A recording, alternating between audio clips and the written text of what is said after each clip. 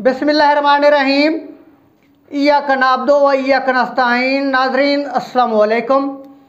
Video शुरू करने से पहले अर्ज़ करूँगा कि आप हमारा यूट्यूब चैनल सब्सक्राइब कर लें ताकि हमारी हर आने वाली वीडियो आप तक बर वक्त पहुँच सके।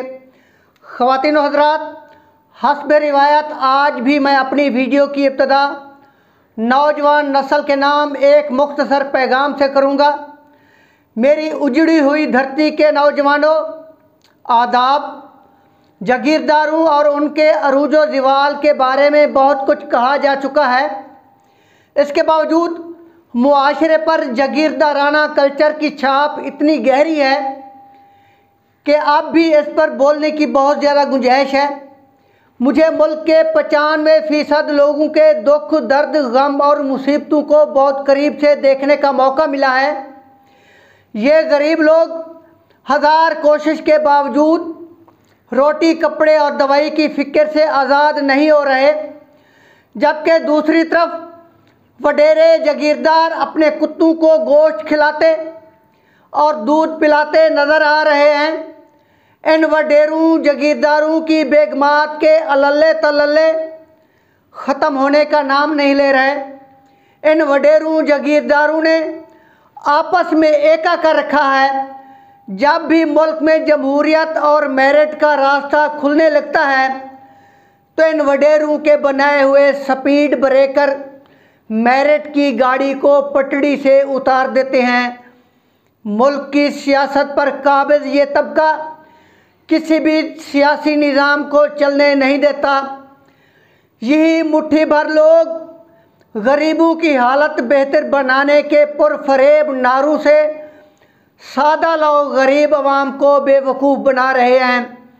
मेरे नौजवानों, हम सबको मिलकर इन वडेरों जागीरदारों का मुकाबला करना होगा।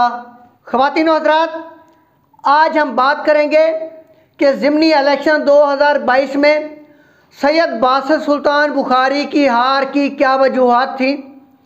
मेरी नाक़िस राय के मुताबिक हार की बड़ी वजह सबका 4 सालों में हल्के से दूर रहना है।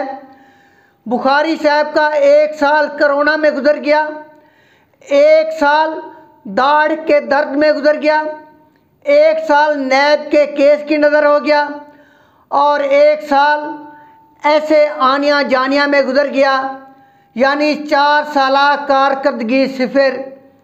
जैसे सराकी में कहते हैं, मामू गया मुल्तान, ना कुछ नीत ना कुछ आन।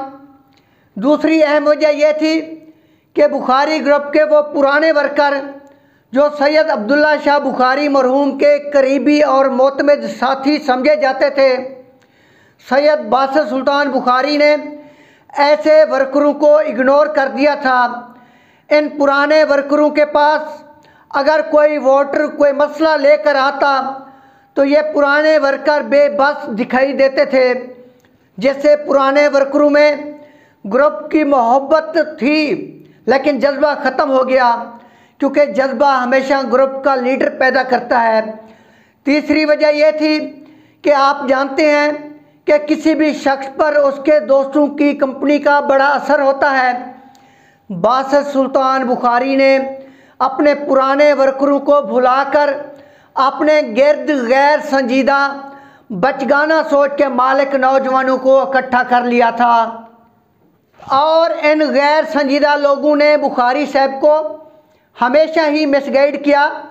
चौथी वजह यह थी कि सैयद बासित सुल्तान बुखारी ने अमली कामों पर तवज्जो देने की बजाय अपने आप को सोशल मीडिया तक महदूद कर दिया था। नाज़रीन, जैसा कि आप जानते हैं कि सैयद अब्दुल्ला शाह बुखारी मरहूम की पहचान सियासी फ़ैसले हुआ करते थे। वो कोई भी फ़ैसला करने से पहले अपने पुराने वर्करों को कांट शरीफ पर बुलवाता, हर किसी की राय लेता, तब जाकर वो कोई फ़ैसला करता। लेकिन सैयद बासित सुल्तान बुखारी में ये खूबी नहीं पाई जाती। वो अकेले ही कोई फ़ैसला करने को तरजीह देता है और बाद में वो फ़ैसला ग्रुप के नाम से मंसूब कर देता है। जिसकी मिसाल ये है कि गुज़श्ता ज़िमनी इलेक्शन में अपनी बेगम को इलेक्शन लड़ाने का फ़ैसला, इस फैसले में उन्होंने ग्रुप की राय का कोई एहतराम नहीं किया, क्योंकि बुखारी ग्रुप के पुराने वर्कर ज़िमनी इलेक्शन में सैयद हारून सुल्तान बुखारी को इलेक्शन लड़ाना चाहते थे। सैयद बासित सुल्तान बुखारी को चाहिए था कि वो बुखारी ग्रुप के वर्करों को कैल करता, लेकिन बुखारी साहब ने किसी को मशवरे का मौका ही नहीं दिया, जिससे पुराने वर्करों में मायूसी फैल गई और वो दिल जमी से इलाके की कैंपेन में दिलचस्पी न ले सके। पाँचवीं वजह, पाकिस्तान तहरीक इंसाफ की हुकूमत से मुनहरफ होने के बाद PTI के जियालू ने बुखारी साहब पर लोटे का लेबल लगा दिया था और हल्के में PTI यूथ की मुज़ाहमत के शदीद ख़तरात पैदा हो गए थे। इस खौफ के मारे सैयद बासित सुल्तान बुखारी 2-4 जलसों के अलावा हल्के में सही तौर पर कैंपेन नहीं कर सके। एक मौका पर PTI की यूथ का जलूस देखकर जिन्होंने लोटे उठा रखे थे, बुखारी साहब अपनी गाड़ी पीछे मोड़ कर चले गए। अगर सैयद बासित सुल्तान बुखारी सही तौर पर इलेक्शन कैंपेन करते तो ये थोड़ी सी लीड कवर कर सकते थे, क्योंकि 10,000 की लीड है। इस हवाले से 5,000 वोट चेंज करना कोई मुश्किल काम न था। छठी वजह ये कि गुज़श्ता दिनों सैयद बासित सुल्तान बुखारी के तर्जमान ने एक पोस्ट लगाई थी कि बुखारी साहब की बेगम के बाद उनकी बेटी और उसके बाद उनका बेटा इलेक्शन लड़ेगा। इस पोस्ट के बाद बुखारी ग्रुप के पुराने वर्करों के जहन में इमरान खान वाला नारा बैठ गया कि क्या हम कोई ग़ुलाम हैं, क्योंकि आवाम तो अपने मर्द लीडर से बात करना चाहती है और इधर नाबालिग बच्चों के इलेक्शन लड़ाने के फैसले किए जा रहे हैं। सातवीं वजह, पुराने वर्कर बुखारी ग्रुप बचाओ तहरीक के लिए कोशा हैं और वो दोनों भाइयों में सुलह चाहती हैं, जबकि सैयद बासित सुल्तान बुखारी अपने छोटे भाई को दीवार के साथ लगाने की कोशिश में है। इस जालमाना फैसले से भी पुराने वर्कर नाराज़ हैं। आठवीं वजह, इलेक्शन के उम्मीदवार को इलेक्शन के अखराजात अपनी जेब से पूरे करने चाहिए, लेकिन सैयद बासित सुल्तान बुखारी ने हमेशा इन्वेस्टर पर इन्हिसार किया है।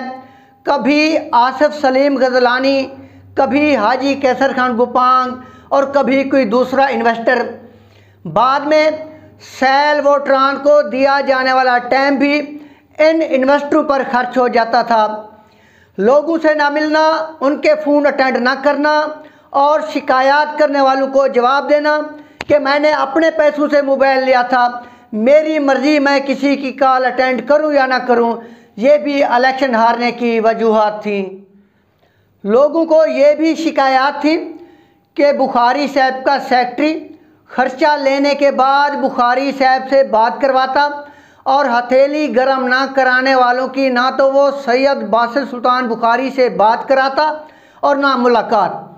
सैयद बासित सुल्तान बुखारी के मरकज़ी रहनुमाओं की तरफ से नाजायज़ पर्चे करवाना, लोगों पर तशद्दुद करवाना, थाने कचहरी की सियासत कराना, ये अहम वजूहात थी जिसकी वजह से हार सैयद बासित सुल्तान बुखारी का मुकद्दर बनी। अगर इन खामियों पर काबू पा लिया गया तो आम इंतखाबात में जीत मुमकिन हो सकती है। नाज़रीन, अब मैं सरदार मोअज़्ज़म अली ख़ान को चंद मशवरे दूंगा जिसकी बिना पर वो आइंदा आम इंतखाबात में कामयाब हो सकते हैं। नंबर 1, लोगों की खुशी गमी में ज़रूर शिरकत करें, चाहे वो आपके वोटर हों या ना हों।